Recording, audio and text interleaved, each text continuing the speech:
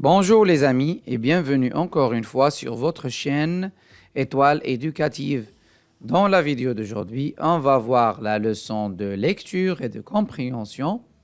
Dorothy, médecin en herbe. Dorothy, médecin en herbe. On commence ensemble la lecture du texte. Dorothy est une petite fille âgée d'environ 8 ans qui rêve de marcher sur les traces de sa mère, médecin. Dorothy est entourée d'une ribambelle de jouets et de peluches qui prennent vie dans son imagination. Elle s'imagine alors en médecin qui parvient à soigner les petits bobos de ses petits camarades de jeu, dragons, bonhommes de neige, brebis, chevaliers. À l'aide d'un stéthoscope en plastique, Dorothy découvre les symptômes de ses patients et elle ne cesse de leur donner des conseils en les auscultant. Il faut faire attention en traversant la route. Il faut bien se laver les mains avant de manger. Tu dois faire du sport régulièrement. À la fin de chaque consultation, Dorothy présente des médicaments dans un carnet et ordonne à son malade de les prendre en respectant les doses. Nul doute que Dorothy veut devenir médecin dans le futur. Sa maman répond à toutes ses questions sur le domaine et lui offre même des livres qui parlent de ce métier passionnant. On reprend la lecture depuis le début du texte. Dorothy est une petite fille âgée d'environ 8 ans qui rêve de marcher sur les traces de sa mère, médecin. Dorothy est entourée d'une ribambelle de jouets et de peluches qui prennent vie dans son imagination. Elle s'imagine alors en médecin qui parvient à soigner les petits bobos de ses petits camarades de jeu, dragons, bonhommes de neige, brebis, chevaliers. À l'aide d'un stéthoscope en plastique, Dorothy découvre les symptômes de ses patients et elle ne cesse de leur donner des conseils en les auscultant. Il faut faire attention en traversant la route. Il faut bien se laver les mains avant de manger. Tu dois faire du sport régulièrement.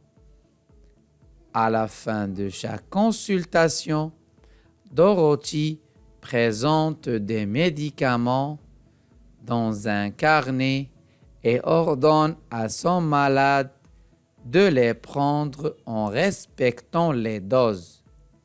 Nul doute que Dorothy veut devenir médecin dans le futur.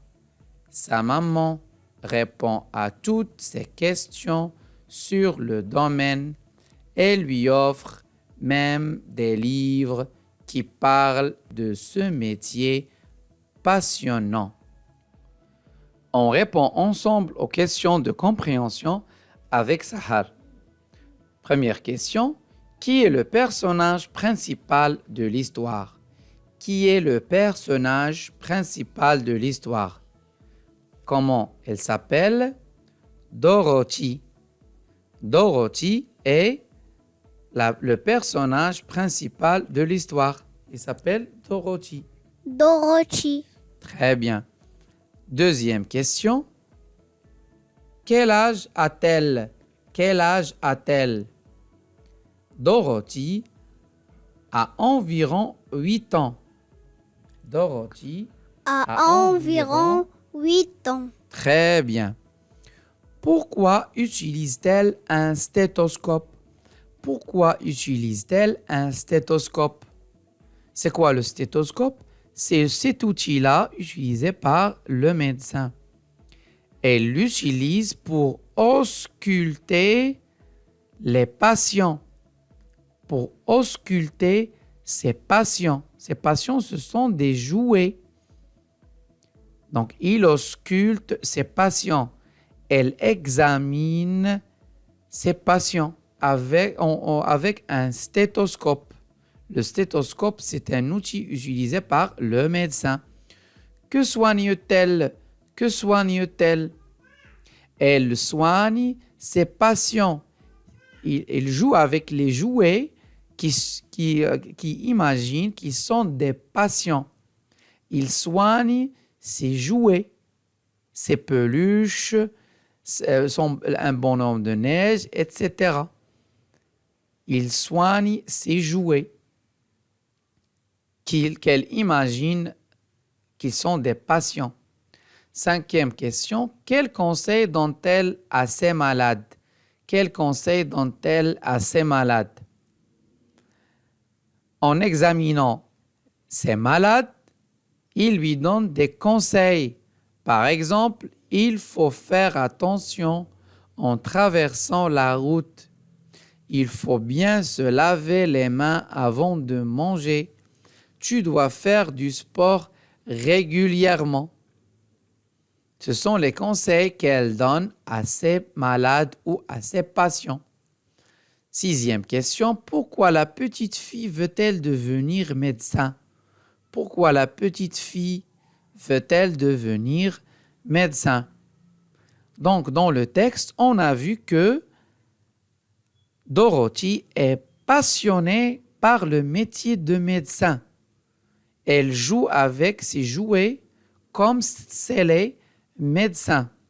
Et deuxième chose, il pose des questions sur le domaine de la médecine. Il pose des questions sur le domaine de la médecine à sa maman. Donc, tout cela prouve que Dorothy est passionnée par le métier de médecin. C'est pourquoi elle veut devenir médecin dans le futur. J'espère que c'est clair, mes amis.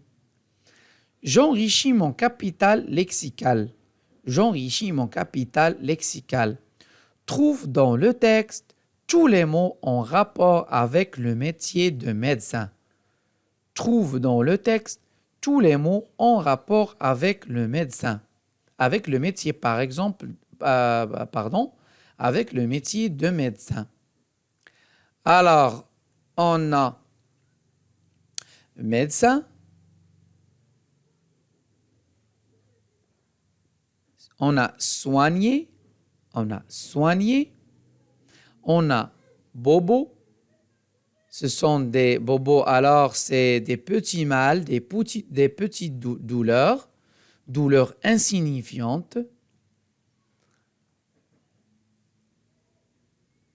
On a stéthoscope. On a symptômes. On a patient. On a aussi conseil, parce que c'est le médecin qui donne des conseils. On a conseil, ausculter, le verbe ausculter.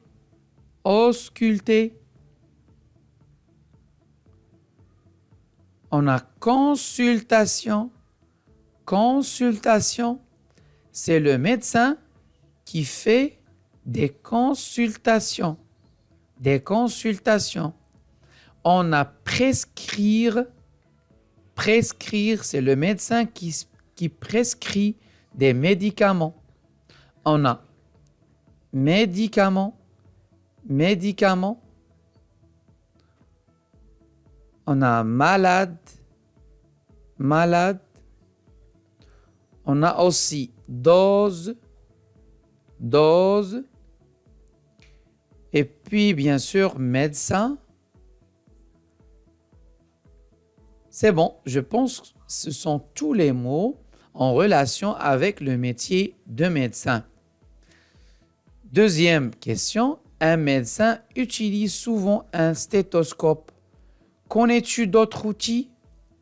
Un médecin utilise souvent un stéthoscope. Connais-tu d'autres outils?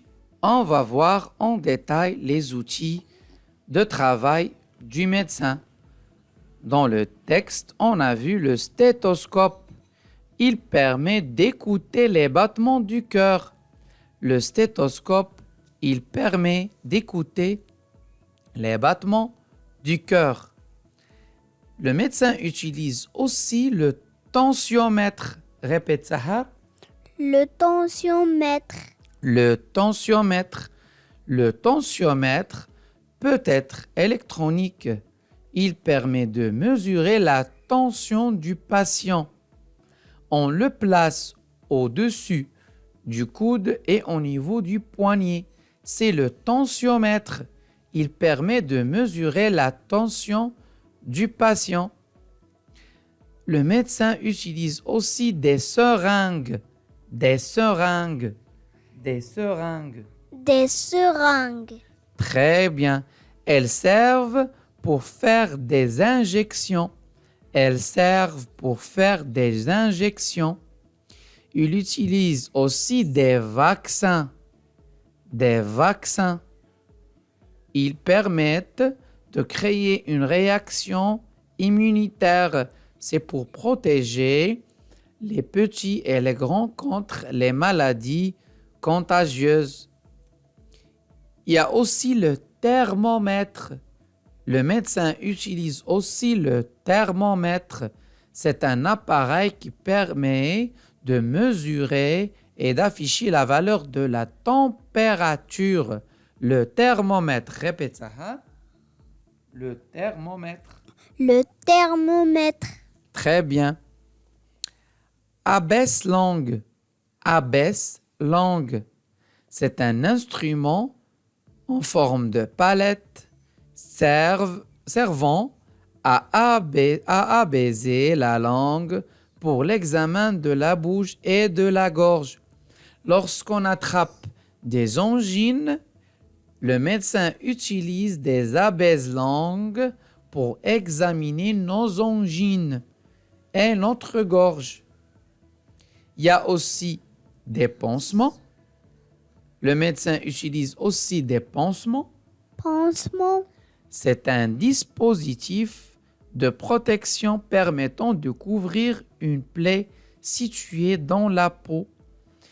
Le médecin utilise aussi des pèse-personnes pour mesurer la masse d'une personne.